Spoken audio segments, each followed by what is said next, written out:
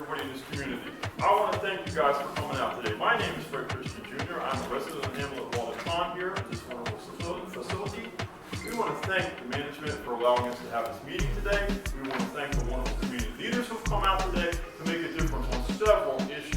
But before I begin my speech while we're here, I want to bring up a wonderful lady and pillar to this community who's going to help a lot of people and serve it, who is my one down in a toddler's nursing.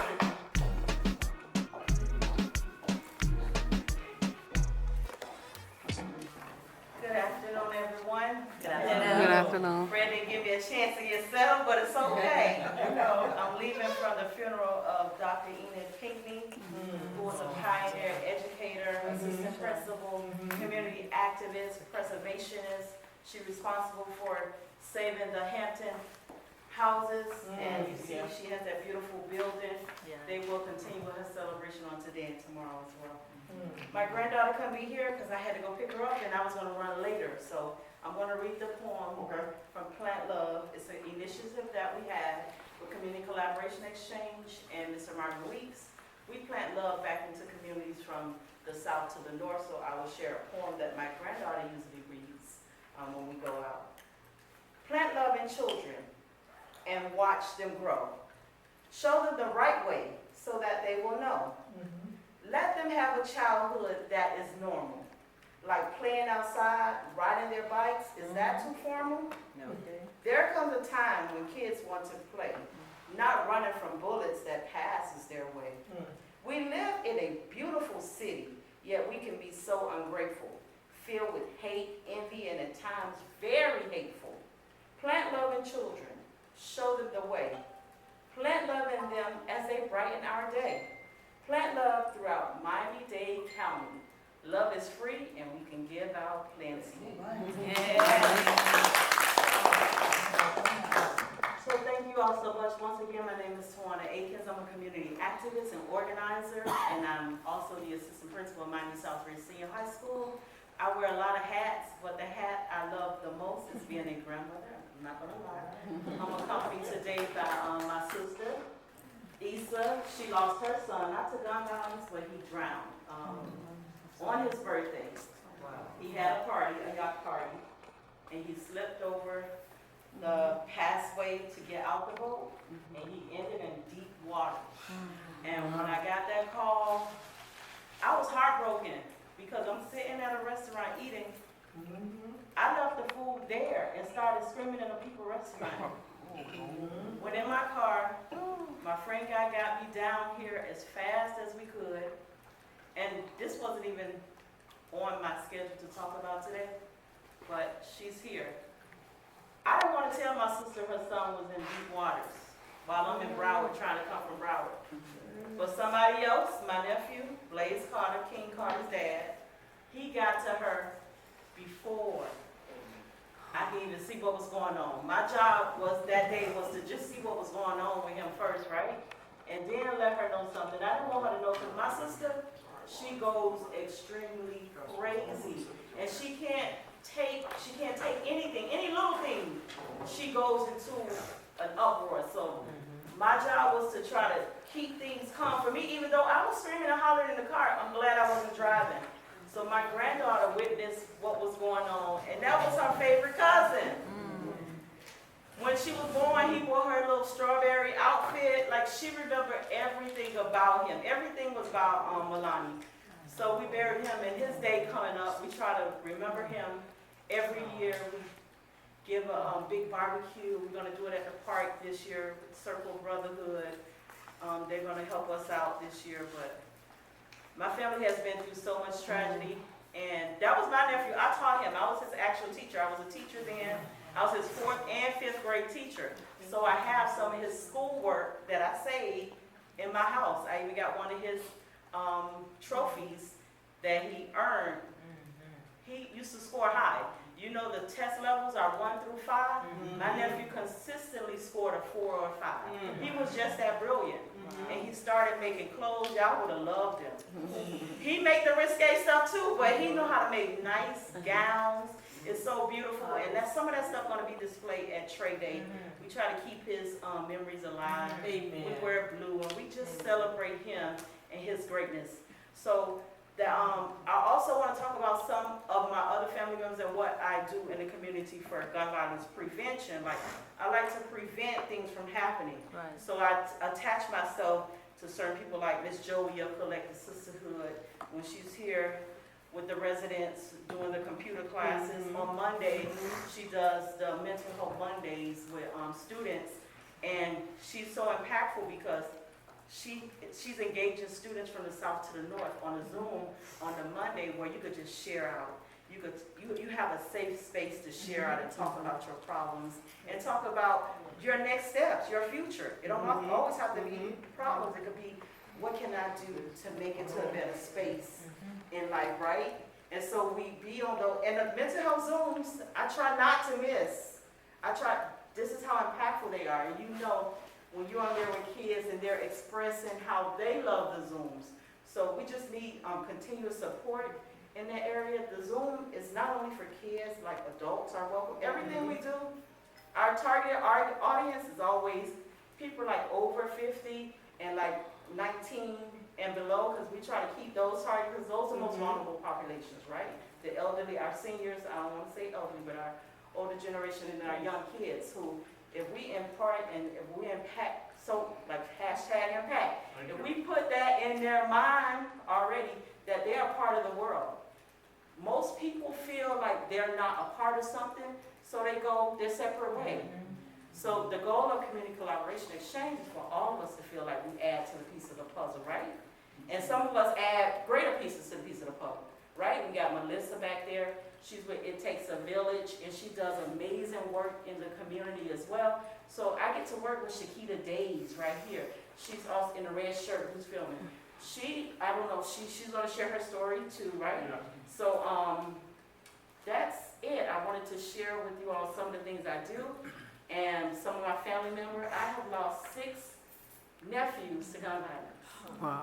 They're either my nephew or my great nephew, so I just say nephew. I don't have time to say, oh, that's my great nephew. That's your nephew. That's my nephew. They're my nephews. So I have King Carter. Help me if I miss someone. I have Santana Akins. I have Ralph, Patrick, Javon, the first one that happened in 2003. So I've been dealing with gun violence in my family since 2003. My first year teaching,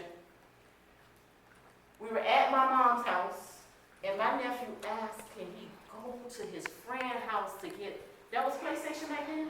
Yeah. PlayStation. What's the thing? The controller. So he was into games, another academic. I'm not here to brag, but everybody in my family, they smart. They entrepreneurs, or they doing something. It's just so much greatness in our family, but once we get it together, that's when we'll realize we are impactful.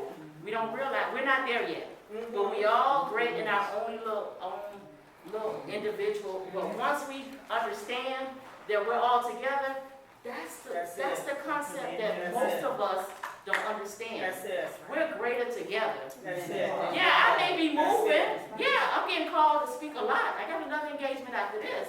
But if I'm not bringing people up with me, that's it. I'm not fulfilling my purpose. Yes. My purpose is to engage and impact and put everybody together. And I know everybody's not meant to be together. But the people that's ready to rock and roll, we're going to rock and roll. And that's it. Right? That's Pause and break. Just to be one with yourself and in nature, and to center yourself, and to check in, from time to time. And so I would like to invite you all, and this is not anything religious, just to take a pause. This is for well-being, positive well-being. So if you hear the music, if you can, just sit in the most relaxing state that you can. I have Melissa, Veteran Village, is supporting me in this process. Okay, so sit in the most, and just relax, and if you can, close your eyes, if you feel safe, and I want you to... Medically, that's another thing. Don't be afraid if you need to make a change medically. If you're not working with a provider and your insurances, don't be afraid to make a change. Don't be. So I'm going to bring her up without further ado. Amazing woman, great community leader and servant. Like our friend who could be here today, Dr. Shanika Amp, I put out there how many black doctors And I proudly named this woman as one of the best black doctors. Please welcome Yes, she is. Dr. Michelle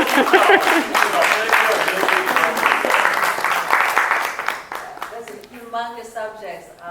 Thank you for that moment of relaxation and centering. And I believe that if we all spent at least twice a day, even for 5 minutes, to get that relaxation and centering, It's real. we would be healthier. Yes. That centering. My condolences to the family for your loss and for the loss of Lincoln's family and to their family for today. Healthcare in the United States right now is in a challenging place. Profits are above people right now. Yes. Yes. Yes. Profits are above people. And I'm not going to point the finger at anyone but the people. And that's why I've decided to run for office, because it is time for us to be impactful about everything. What I mean by impactful? That's the name of the organization. We have to be impactful. Meaning that first we have to gain understanding as to what is the issue. As a physician, one of the 3 things that we do is first to identify what is the problem. We develop possible solutions, and then we take the different solutions and we apply them to the issue, and we see if it works. And if it doesn't work, you just move it aside and put something else. We have to do that with healthcare. Healthcare, we know, is not working for all. And so we have to bring it back to the drawing board. So what do we have right now? We have commercial insurance provided by the job that you work. You have affordable care where you can purchase your insurance for yourself. You have Medicare that you get when you're 65 and older or become disabled. And then you have Medicaid that you have to qualify based on your income. Now, the problem with Medicaid is that every state determines what that qualification is going to be. And within any given month, the qualifications will change. So it's almost a moving target as to how you're going to qualify for Medicaid. And you must be below poverty levels in many standards, and I won't get into the details. And then we have a population of individuals, which Fred discussed, who have no health care. Why does that really matter to anyone? Well, I've got health care, I got my job, I've purchased. COVID gave us a wonderful example of what happens when people do not have health insurance. Yes. We are a brother's keeper. Because if we do not take care of our neighbors, our co-workers, each other, it comes back to us. When individuals had COVID, the ones that had insurance ran to the doctor, called their doctor, That's ran to right. the hospital, That's and right. got their treatment. That's right. And those who did not did the best they could. Yep. But it wasn't enough, and many people died. Too many people died. Too many people became disabled. Nobody talks about the disabled people after COVID, but there are a lot of people who ended up disabled after COVID. We must be impactful about health. We must say this is not acceptable. How are we going to do that? That's the problem. What are the possible solutions? First of all, we have to readdress Affordable Care Act. Thank you. We're going to have to readdress it because it was meant to be for all Americans. And we still have too many Americans who do not have health care. So we have to bring it back to the table. For individuals who have commercial insurance, the deductibles, the co-pays are are too high, when a third of your salary is going towards your health care, where is your healthy living? When you're deciding between paying for your medication or paying for your rent or paying for other necessities of life, we have to readdress the situation. And for those of you who have Medicare and you have stuck in the donut hole where your drugs are too high and you now still have to pay even though you thought Medicare was going to cover everything. Or someone's deciding and telling you can't have this service because you have to go to this doctor because they're in your network. We have to address the situation. And we cannot leave that decision to anyone. We must become impactful. So today, I've addressed what the issue is. And I'm telling you the solution is us. We must ask for change. We must ask for things to be different. We must make things different by our decision making. And I'm just here to remind people, you still have the ability to decide. We still get to decide. In case you forgot, you're still empowered. You still get to choose. You still get to vote people in who listen, who are willing to change, who are willing to make things for people and not for profits. And with that being said, in my own practice, I designed a health service for individuals who don't have insurance. My own little affordable care. But it's because without healthy people, or at least people who have access to health, we all would be affected. And COVID was just the beginning of our wake-up call. We do get the flu. It's around there also. Shingles is out there. Pneumonia is out there. There are many other things that are out there. That if we do not help our brothers and sisters get health care, we all will be impacted. So I came today to say, you got a choice. Be impactful. Remember, change for a better America begins with us being impactful and coming to the table and say, we want people as a priority over profits.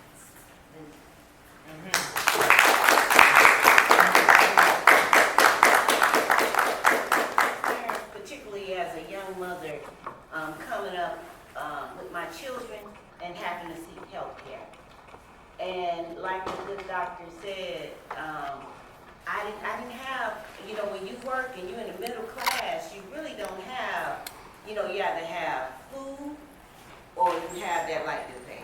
You either have to pay for those kids' school and, the roof over your head, and sometimes the affordability of healthcare is just not coming.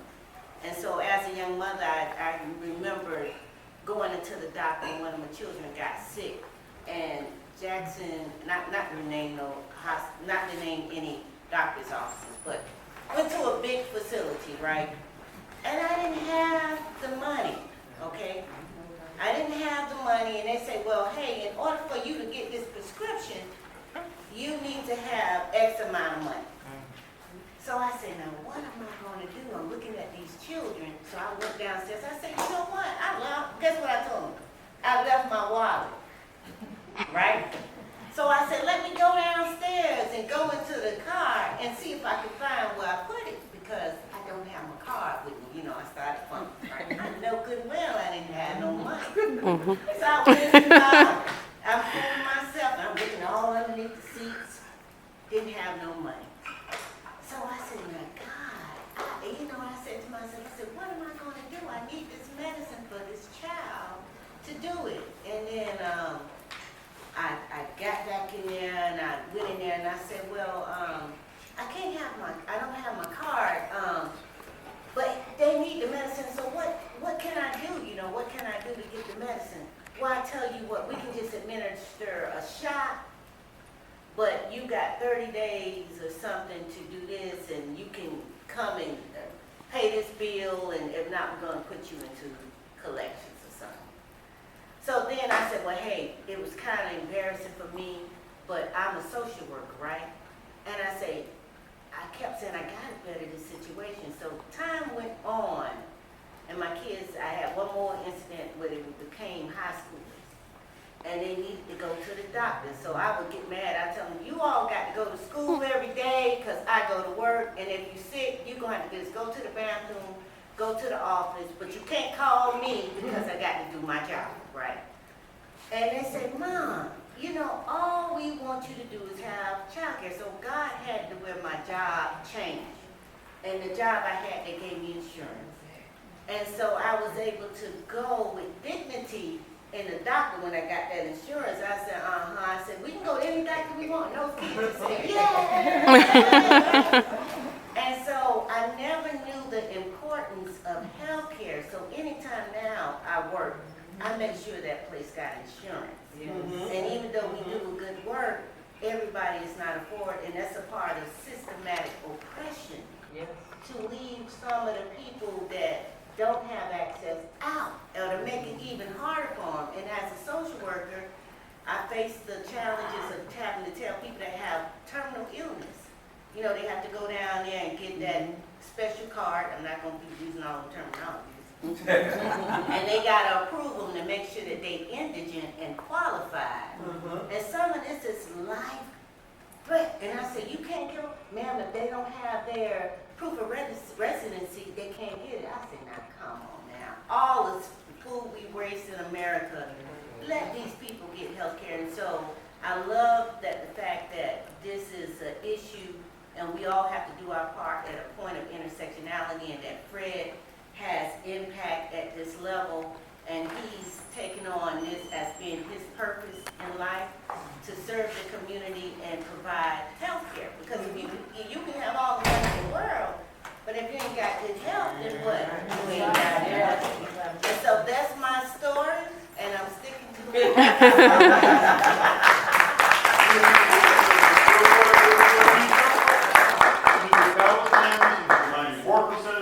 Several organizations. And she's also a lawyer on immigration and does a great job representing everybody who needs help. All right. Hello, everyone. Thank you so much for being here on a Saturday. So, like Fred said, I am with Catalyst Miami, and I'm also on the board of several other local and national organizations. At Catalyst Miami, we provide a variety of services while also trying to change, address issues at a systemic level, right? So we try to provide people with the services that they need to meet their immediate needs, but also work with them to empower them so that they have a voice in decision making, right? Because a lot of times we know that people are making decisions for us without even consulting with us, right? And understanding what the real needs are. So at Catalyst Miami, we understand it's a lot to ask people, hey, join this fight, come meet with this legislator, advocate for this, when they don't have enough money to pay the rent, when they can't go to the doctor, and it could be something that's life-threatening and they wouldn't even know, right? Because they haven't even been able to get a diagnosis. So people have real needs, and so that's why we help people enroll in healthcare, whether it be through Obamacare, the Affordable Care Act, or Medicaid. We try to connect people that don't qualify for insurance with other services. We help people prepare their taxes for free. We help with financial coaching, small business support, so we help small business. We're actually starting an academy now, so you could sign up for that. So I invite you all to visit the website, catalystmiami.org, and just look at all the different services that we provide. What Fred was talking about that we're working on now is increasing access to healthcare, right? Fred asked at the beginning of today's event, how many of you have either been personally impacted or know someone who has had medical debt? Everyone. Most of us. I didn't have healthcare until well into my 20s. Well into my 20s, my mom didn't have health care. She had to wait months and months to have surgery at Jackson because she couldn't afford health care, right, when we came to this country. So she didn't know how to navigate the process, right? But there's a lot of people who are from this country that we help at Catalyst who still either don't know how to navigate the system, either end up in collections because they're getting bills for much needed treatment, right? Like life-saving treatment. And we are the wealthiest country in the world. Should this happen here? No.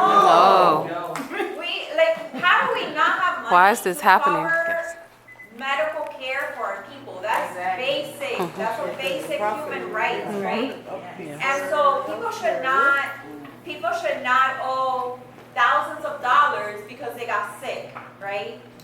We, the taxpayers, pay money into the system. You pay money that is taken from your paycheck. We pay money anytime we buy something. We pay taxes all the time that goes into the system to support this sort of thing. And please tell me why there is the federal government, after the Affordable Care Act passed, that's what people know as Obamacare, right? After that passed, it gave the states the option to expand Medicaid and cover up to 90%. The federal government now covers up to 90% of the cost of expanding Medicaid, right? So why haven't we done that in the state of Florida? Florida is one of 10 states that hasn't done that. There are only 9 other states that haven't done that, right? Why haven't we done that? The money is there. The money is there. You know what that would do for a state? It would create jobs. It would bring billions of dollars into the state. And up to 1.4 million people could benefit, could have better health care, could have access to health care. So why are we not doing this? Why are people instead not going to the doctor, only seeking medical assistance once it's so bad that they have to go to the ER, right? And either way, who pays for it when they go to the ER? We do, yeah. We do. So we're paying so much more because what's the most expensive form of care? And the ER. And then people are so sick by the time they get there, sometimes you can't even do anything about it anymore. When it's something that could have been preventable, that could have been caught right away, right? Yes. So we know people whose limbs have been amputated. And treated in the hallway. Exactly. Yes. Treated in the So hallway. that should not be happening. None of that should be happening. Now, we have a project at Catalyst that is trying to address medical debt. So we're trying to help people understand their rights. We are doing workshops so people know what their rights are. So a lot of times people go to the hospital, they don't know there's a charity care program if they're uninsured. So we have created a survey. Camilo can share around the QR code so you can just scan it on your phone, or he can share the link. Please complete that survey so we get a sense of how people are getting into all this debt, right? If it's because their insurance is not doing what they're supposed to be doing, is it because you're not getting the right information or enough information? Collections, a lot of times people are sent to collection agencies and they get stressed out. A lot of times people are... Ladies and gentlemen, welcome back to part 2 of our program. We have 3 speakers on tap. The first one is the President of the United States.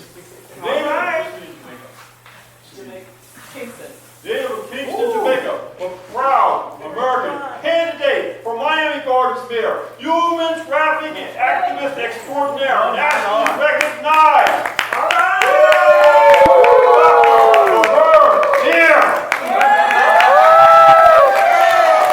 Hello everyone, hello again. My name is Laverne Deere, and so I have been out at the library in the hot sun working and fighting, but when Fred called, and so here I am.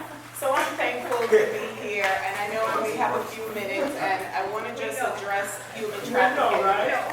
Basically, for those who, let's not assume what human trafficking is, it's basically stealing someone's freedom for a profit, and so through force or coercion.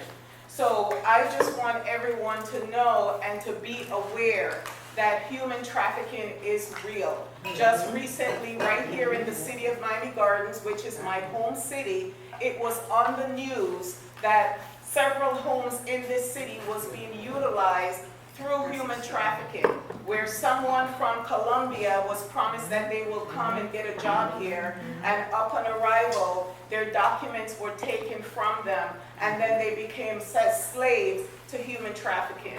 So, you know, for those who may think that this is not real, it is real. We also have a stadium in this city, and sports breed these type of activities. So I want us to all be aware. In the last Super Bowl that was right here at the stadium, there were several cases of human trafficking that was reported right here in the city of Miami Gardens. So once again, we see that these activities continues to happen. So rather than me just talking about it, I also took action. And I advocated to make Florida the first state to teach human trafficking education in schools. How did I do that? Thank you. Took many, many nights driving to Tallahassee to meet with legislators, to attend committee meetings. Took many times to meet with the various municipalities to educate the elected officials on human trafficking, raising awareness several years ago. Because they are the ones who have the power to impact laws. They are the ones who have power to impact ordinances, to protect and to ensure that the businesses are not operating these type of activities. So again, and not just me, I didn't do it by myself. I had many advocates. Dr. Amfa, she's not here today, but I want to give a shout out to her. Because I know that she's in the field, right? And so also working with someone like Dr. Bendros Mendengal, who also worked with me and reached out to the Department of Education. And so was the senators and the House representative. Last year, I was recognized at the state capitol by Senator Sharon Jones, as well as House Representative Felicia Robinson, because of the work that I do here in human trafficking. So you asked, when Fred mentioned that I'm running for office.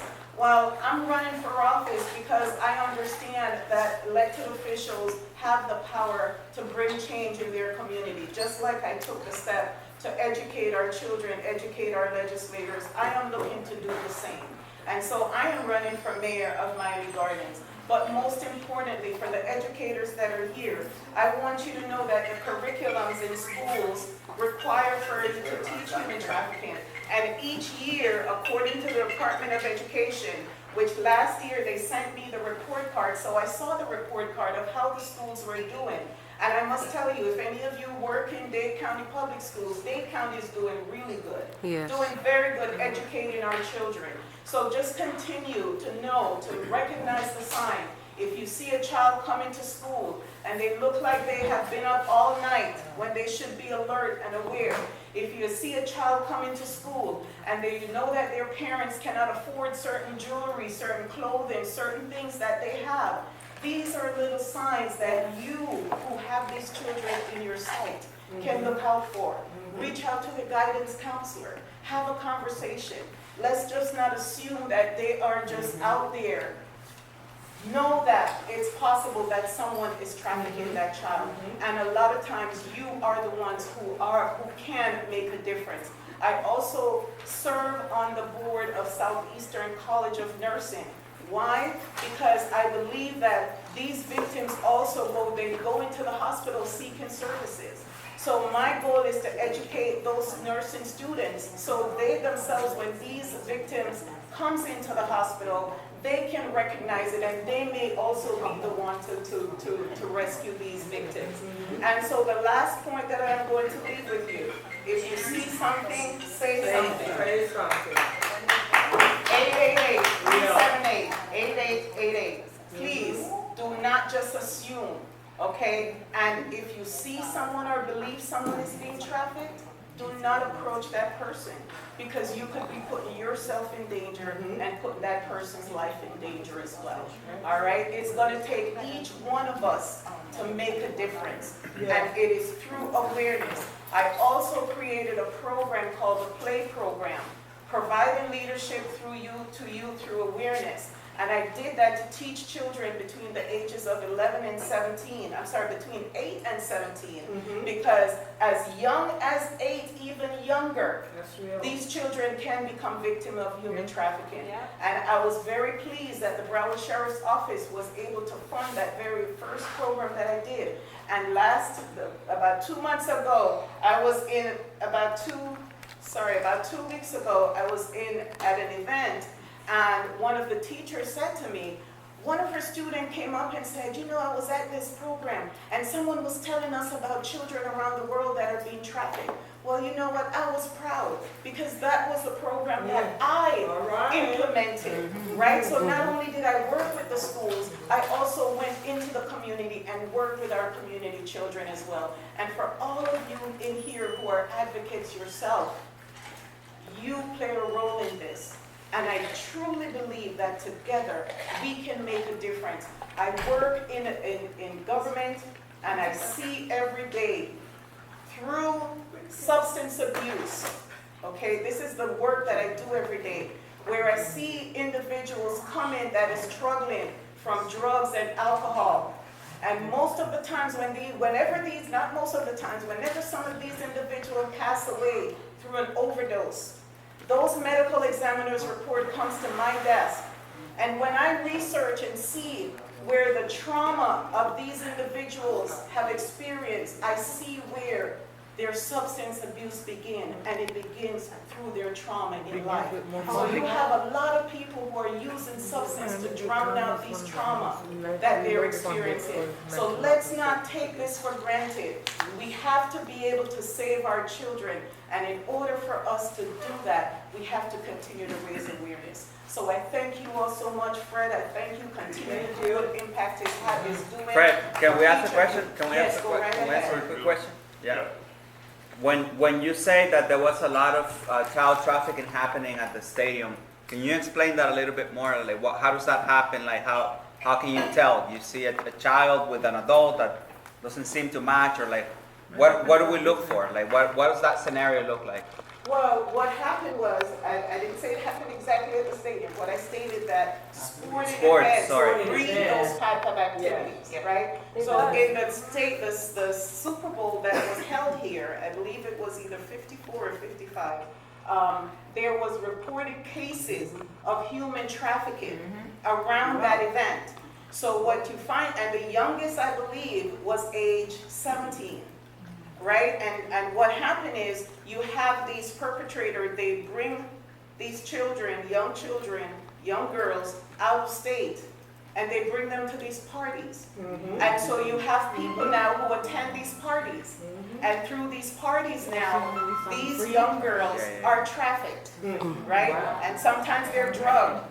Right? And so what happened, and you know, I'm sure you guys watched the news with the Diddy case and with that suspected trafficking, and you see the Jeffrey Epstein story of trafficking, where you have these high-profile individuals travel around the world to come to these high-end parties, and then these young girls are there, and that this is what happens. Okay? So these are the things when I stated that certain activities and certain people in power, they know and understand what is going on. And then when you have these, you know, you have the buyers. So you can't just say it's the perpetrators, but you also have the buyers who are going out there and paying money for these types of activities. So it's a full circle, right, that we have to be aware of. And I've gone through myself a conference, and someone came up to speak. And what he stated was, they did a survey, and a lot of these buyers are married men with children. Yes. There are married men with children.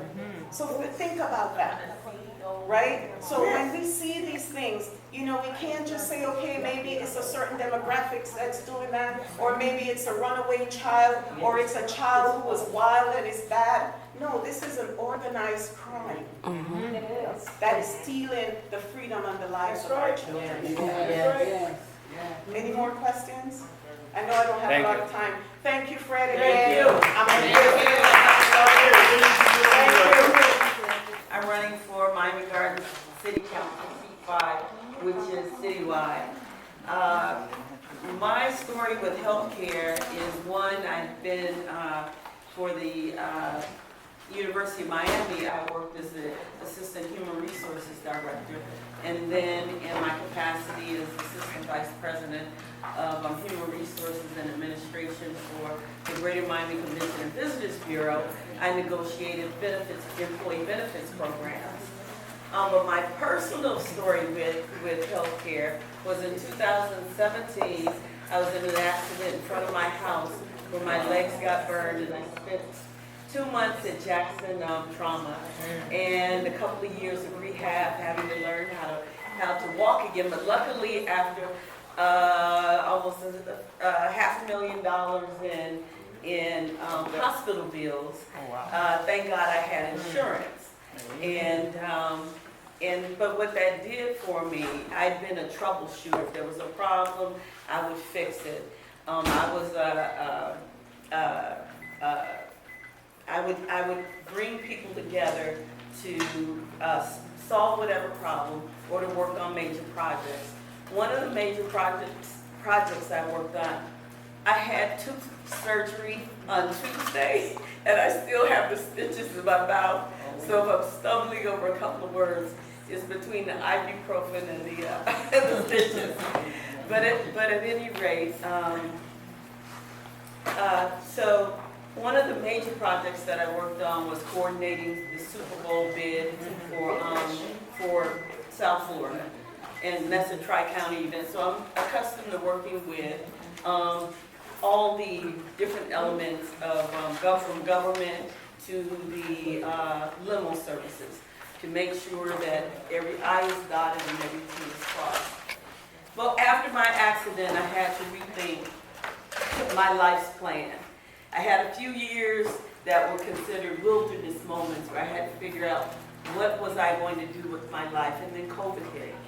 And I decided that since I had organizational skills, since I've always worked in the capacity of helping people, whether it was employees or whether it was volunteering for Susan G. Komen, Fort Lauderdale affiliate for the breast cancer awareness campaign. I did that for many years because my sister is a breast cancer survivor. But at this point, I had to figure out, I couldn't travel the world anymore because my legs just won't take me there. You know, your mind can be willing, but your body might not be able. And so I just asked God, you know, what should I do at this point? And then I found it with my sister. Well, we saw that the impetus was when, right before COVID, if you recall, the Formula One proposal had been laid upon the city of Miami Gardens, right? And the people we elected said that they would vote against it while they were running. And then as soon as they were elected, COVID hit, and then they changed their mind. And so I was the vocal person leading the recall effort because I felt this way, and we're all friends now, most of us. If an elected official can't keep their word, then it's their responsibility to come back to you and say, you know what, I tried, but this is why I couldn't do it. And so since then, after the recall effort was not successful, well, it was successful in a way. They wanted to originally run Formula One on 199th Street. We pushed back, and they pushed it back into the stadium. They wanted to run it during school hours. In Norwood and the school in Lake Lucerne, those kids have disabilities and hearing sensitivities. We pushed back on that. And so from that, when this was all said and done, my sister and I, in our One Community Alliance network, we pulled in. I went to my prior employer and said, y'all need to give some money back to the community. We went to Calder and said, you need to give some money back to the community. We went to Prudential. And so Antioch's men's ministry the daughters and the nobles and anybody who was willing to work. We raised the money, we rehab houses of elderly residents at no cost to them. We just asked them to sign a waiver saying they won't sue the volunteers. Okay, so we replaced windows. The lady in Lake Lucerne, her hip had been broken, and she hadn't been able to get in her tub for 2 years. And take it nice. So we're right as we speak. We're replacing the giving her a walk-in shower. You know, the 93-year-old who is in Norland, in the Norland area, she can't do her hurricane shutters. So we raised the money and we have put in some impact windows for her.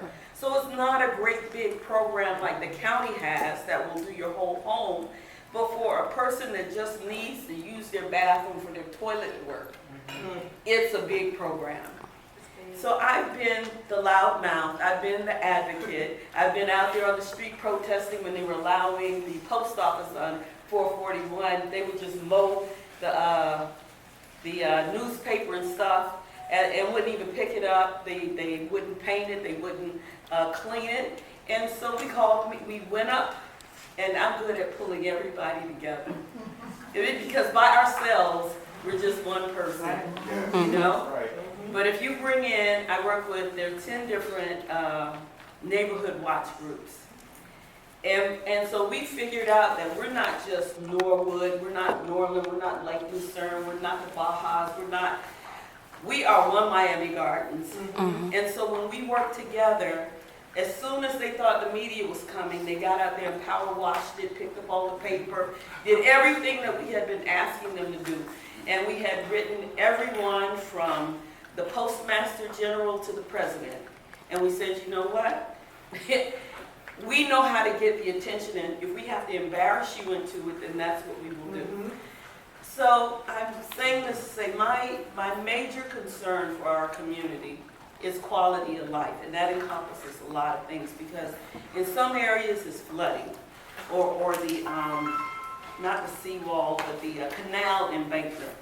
In some areas it could be speeding, you know, so, but each area has a unique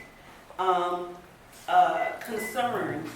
And currently, because I go to city council meeting all the time, but when you go to city council meeting, they let everyone say what they have to say, and then when it's all done, then they all comment and say whatever they want to say unchecked. And then speak down to the residents like, how dare you even bring your problem to us. Right. And I think it's disrespectful to our residents. And I really didn't want to run. I'm going to be honest with you all, because I just like doing the work. When I can hug that senior, or we're at the house working, their lights go off, somebody's going to go in their pocket and pay that senior's lights. And that's more important to me. And they said, Karen, but we need somebody who's going to run, who has a heart for the residents. And so I prayed about it. And then my pastor said, what are you waiting for? And I decided to go ahead and do this. Not for me, because I've had, you know, title and stuff. That's not important to me anymore at this juncture of my life. So we talked about the quality of life issues, also tourism. And this, I'm going to say this, and then you can go to my website and see the other stuff. Right now, the stadium is the tail that wags the dog. And that is whatever they want. Our current, most of our current elected officials roll over and allow it to happen. Our seniors are locked in during it. If there's an emergency, they can't get emergency services to their homes. And we've said this time and time again.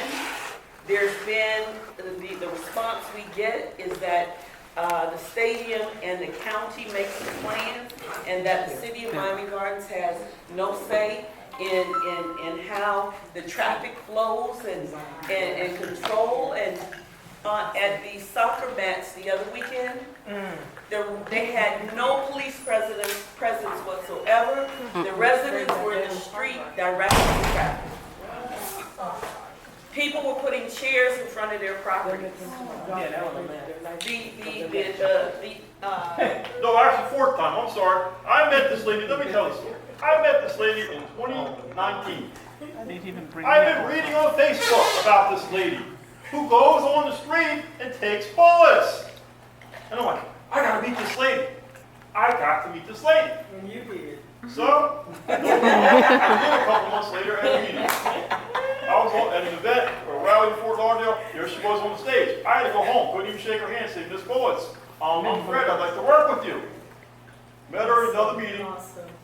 2 weeks later, and then she had to do something for the mothers, and I asked her to come out here, and she, along with our dear friends Lisa Cheryl Bush and Tracy Brown, who couldn't be here today, spoke powerfully on gun violence to this very room in 2019, October 2019. This is our 5th time doing this. One time we did the workshop, wasn't so hot, she was like, oh, I'll never there again, because they were not nice to her. But now they were last time. She had a positive experience. If you guys have any questions on how to do bracelets or anything, please go to her afterwards. She's here. Please welcome the incomparable, the lady who says donate a bullet, save a life, the great Susan Kennedy Nanton, Susan Bullets! In the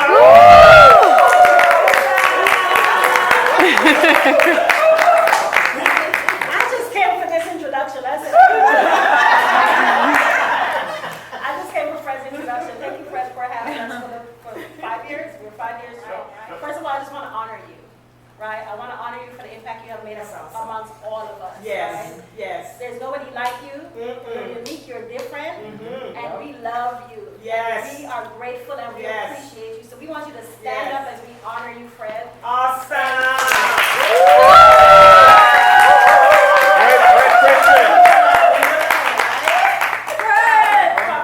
Which one is that? Talk to me. Whatever, beautiful. Later. Okay. I'll catch up later. I'll be Yes. back to- So yes, so I am, like you said, I am, Fred, thank you for having Laverne, thank you. So listen, Laverne has been in this fight for years too. This is not her first fight. This is not her last fight. She do not give up. I've seen you fight and I want to wish you love and blessing. Yes, Because yes, in this, yes, you yes. feel boots on the ground, right? Even when you're not running, you boots on the ground. Don't give up, Thank you. okay? And I got my bracelet. Yes. Definitely. All right, see you. Yes, so thank you, Fred. So yes, like he said, my name is Susan Kennedy Nanton. I just went to Nanton. It's gonna be 2 years in a couple of weeks because I just got married like 2 years. It's gonna be 2 years next week. So, but I'm still Susan Kennedy Bullets, right?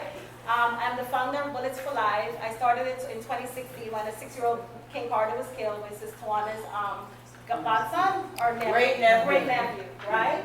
So I started this when he was killed. He was only 6 years old. And a stray bullet hit him, and God called me to action. A lot of us sit back and watch television and say, I'll pray for you, they're my thoughts. But this baby activated so much in me, and with our children dying, I don't know how we can even sit back and just watch and say, I'm going to pray for you. We're all called for a reason. We all have a purpose. We all in this fight together. When a child is killed, guess what? We're all responsible, right? Because the kids is not going and buy guns. We're putting guns in the community, and we're putting guns in the homes. Our kids are dying one bullet at a time, right? So when I started it, when God called me to start it, he said, you're going to go take bullets off the street. I'm like, God, take what off the street? Bullets.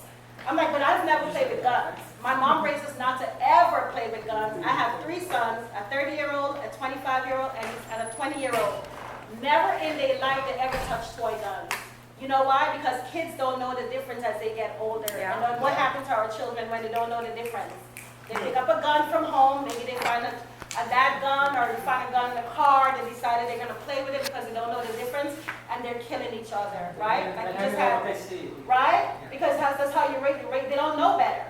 So that's how I was raised. It was like, okay, God, I've never touched guns. My kids was like, Mom, you don't even play with guns, and you want to collect what? Bullets, right? So since then, I've collected over 20,000 bullets and counting.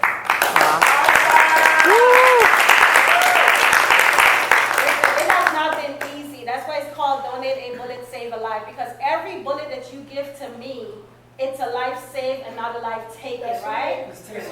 Right? You're taking a bullet off the street. That's a bullet that will never be used. Because I guarantee, that's why it's called Susan Bullets. That's why they call me Susan Bullets. Because once you give me those bullets, it belongs to me. And it will never be used to kill nobody. Because what I'm going to do, I'm going to destroy it and turn it into something beautiful. So that's why we have the bulletproof accessories, and where the bullet comes out, you destroy the bullet, the gunpowder comes out. The gunpowder is being replaced by a Bible verse because we want to keep God in the center of it. So first of all, God, forgive me for not giving you glory and honor in this moment. Father God. So, as the gunpowder comes out, it's being replaced with a Bible verse, right? Not only that, we also do workshops with our kids. We just did over 300 kids just alone last week. 2 weeks ago, we did about 200 with King Carter Foundation, and we did another 100 with another organization where we're teaching our kids that their life is worth more than a bullet, right? So imagine somebody give us a box of bullets, and then I take the bullet and show the kids these are live bullets. These are bullets that could take a life, but what you're about to do, you're about to destroy it, take it apart, so now that you're saving a life instead of taking a life. Because how many times we look at the news and we hear, this person took a life. We look in the news every day. The news is sad. We just lost a 3-year-old. We losing a 2-year-old. We losing a 1-year-old. We losing 10-month-old. We're losing our kids. How many times you look at the news and see that? But you will never see a child say, I save a life today. So that's what the movement is now. The kids are saying, I save a life from a bullet, because I'm teaching them how to take something that could have possibly taken their life and repurpose it. That's how you get into their mindset. So they're walking away saying, I saved a life today. Because you know why? Because my life is worth more than a bullet. Our kids' life is worth more than a bullet. Yes, yes. We cannot, and I'll say we're responsible until we realize that when we take accountability for our kids dying by bullets, it's never going to stop. Because it's one, yeah, I'm sorry. Well, also, if you think about it, it's not just destroying one life, it's destroying many. It's destroying the person that died from a bullet, it's also destroying their family, and it's destroying the life of the person who actually took a life. It's a trickle down effect. It's a circle of pain. It's a circle of brokenness, right? Because it affects everyone, right? So when somebody died by a bullet, it's not just the person. The person is gone. The person is gone to rest, but it's a family that's left behind. We have it's called the co-victims that we don't even talk about. The grandmother, the aunties, the uncles, the best friends of that child. Everybody's affected by that, not just the mom. There's an emptiness that will never be filled. And the only way that can possibly feel, well, I know for sure, is God. Right? It's God. It's God. So lately, if you guys know me, everybody that knows me, I've been running around for years, running here, running there, like a chicken off with no head, just running places because I truly believe in my passion. But in this season, you guys, I have stopped and be still. I'm calm because I don't want to be all over the place. I go where God wants me to be. I go where I'm valued. I go where I'm poured into, because this organization can't work on empty no more. Right. Right? So we've been pushing and pushing and pushing. I'm telling you guys right now, if you keep pushing and pushing and pushing and nothing is being poured back into you, you're going to walk away on empty, and there's nothing you can do for anybody when you're on empty. Right. Right? Especially for the boots on the ground people. Take what I'm saying. I've been that person on that street, y'all. Right? And like for healthcare, I've been out with no healthcare doing this. When I lost my job at Nordstrom, I was a personal stylist at Nordstrom for over 20 years, $1 million seller. And when God called me to this, I had no insurance. Just the other day, I did a march in Liberty City in Fort Lauderdale. And when I'm walking, it was 7 o'clock in the morning, and I got up to walk, and it was so hot outside that I passed out. Like almost passed out, and completely passed out. My blood pressure was so low. And they were like, you have to go to the hospital. I'm like, I can't go. I don't have money to pay for my bills. I can't go to the hospital. You're going to die. My blood pressure's never been so low. Like I was dropping to the ground after that walk. And I was like, I don't want to go. I keep fighting with them. I was like, you have to go. If you don't go, we're going to be responsible if you go home and you die. So people like me, who are on the streets here doing the work, that don't have health insurance, that's a problem. Who's looking out for us? You know what I mean? That's really out here doing the work, right? So that's another thing that I want to talk to you guys. That's what Happy Fred does what he does, because people like us that can't afford insurance because we don't make money working the work that we do, and they're not looking at us. They're not looking at the people that's really advocating on the boots on the ground, that don't have a regular paycheck, that don't have, we don't have insurance. So what are we going to do when we pass out here? Expand Medicaid. Yes. Right? Expand Medicaid, right? Yes. So I just wanted to bring that up too, since that's part of the conversation, right? So that's what I do. Bullets off the street, turn bullets into accessories. Right now we're doing a workshop called the No Bullet Zone Workshop. You guys pray for me because I'm really trying to get contracts in school. Come on. I'm trying to get principal. I'm trying to get contracts in school because Awesome. imagine we create a curriculum, right? Because there's so much bullying, suicide, trauma. We talk about trauma every day. Our kids are carrying so much. If you guys ever been to our workshop, you'll see it create conversation. I lost my brother. I lost my father. I'm being bullied. I almost took my life. I had a child who looked at our table, and she was only 6 years old, and she was like, "Is that a bullet?" She looked at the bracelet. "Is that a bullet?" I'm like, "Well, it used to be a bullet. We took the deadly part of it." She said, "Oh, because I want to take my life." Oh, What? wow. She was Oh. only 6 years old. She said, "Because I was going to take my life." I'm like, "Why?" I said, "I stopped the world. Everybody had to stop." I don't care who's at my table. Everybody stopped because a little girl just looked at our table and asked if that was a bullet. And I'm like, "Yes, it used to be, but it's no longer a bullet." She said, "Because I want to commit suicide." I'm like, "Why?" She said, "Because I'm being bullied in school." Oh, God. Right? She said, "Because I'm being bullied in school." So it creates, so we stopped the world. I'm gonna tell you guys, we stopped everything. This was a couple years ago, and got her the help that she needed. Her mother wasn't there. She was there with some family member. Her mom knew she was being bullied, but she didn't know how bad she was being bullied. And she was, after that, we made sure that she was good. She was out of that school. She got the help she needed. Yes. But the table, the bracelet created a conversation. That's right. Yeah. That's And right. awareness that I want to commit suicide, but I was able to talk her out of that and speak life into that. So that's what we do. We are speaking life into a community that is bleeding every day by a bullet. But I'm not doing it alone anymore, you guys, because listen, my walk and my faith is so bigger than I am. Yes. Now, you guys. Yes. Yes. Y'all look at my page now. Y'all look at my book. Yes. It's all about God for me now, y'all. Because His word alone. Mm-hmm. Awesome. Any more questions? All she wanted me to say was, you know, about strength 45 diets. I still remember my days at school, so I understand the mindset is there's always kids that feel like an outcast, you know, and so Kids, great person, great supporter, community collaboration to the state, which I'm proud member of the on the run.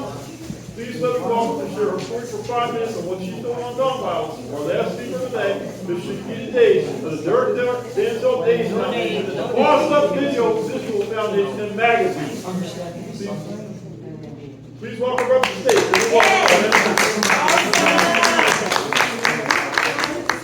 Hello, everyone. My name is Shakita Days. Full-time, I'm a 911 police dispatcher. I've been doing that for over 21 years. You are? Yes. Part-time, I'm a life insurance agent, and also on top of that, I own my nonprofit, which is Derek Denzel Days Second Corporation, along with my husband, Derek Days, which was founded in love and memory after our son that was shot and killed about 15 years ago.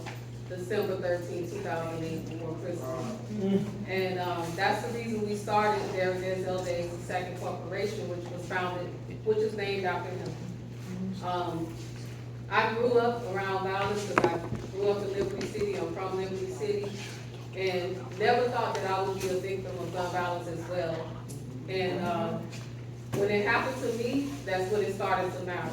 And sometimes when things happen, we're kind of silent because it's not happening to us. But until it happens to you, that's when you really feel it. So I knew when my son died, I didn't want my son to be just another statistic. Right. Okay, so that was the reason for starting this organization. I didn't want my son's death to be in vain. So if I could take something bad and make it good, and I could touch one family at a time, that was our mission.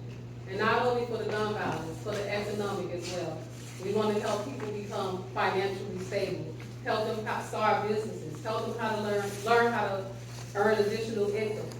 Because a lot of the gun violence that's going on today stems from financial issues. So that's why we gotta address the issues as well, not just advocate for the gun violence, but come up with the solutions for the problem. So right now, we're doing a project. We wrote a book years ago, The Young and Murdered, after our son. And right now, we're putting together a film production. And we're soliciting donations for that. Because that's gonna be big if we get that project off the ground. And that's gonna help us bring money into our community as well, so that we can help assist other organizations that we collaborate with. So basically, about the Medicare issue, I have a great job, I have good insurance, but the insurance is high. So for my family, I pay about $1,000 a month that comes out of my pocket. Yeah, so you know, with all the living expenses, all the things going up, all the things that we have to pay for, that takes a lot out of the pocket. So I'm looking forward to seeing some changes in the health insurance as well, for everybody overall. And especially for the people that don't have access to it, that we can see change in Florida. Because what I learned about Florida, Florida is like, it's a greedy state. It is. Okay, it only cares about the leaders that are up at the top, and they leave the little people at the bottom. But it's time for them to start digging down, and the only way we're gonna help that situation is if the little people start coming together and advocating. Yeah, making some noise so that we can make some changes. Amen. So basically, that's my spiel. I do have the Boss Up Visual magazine that is global. So I do tend on putting meetings like this and everything that we do in the community in that magazine, so that that magazine goes to everywhere, not just Florida, but it's every state, it's global, it's in countries, it's everywhere. So that's how I'm gonna take what we do here and spread it abroad so that we are heard.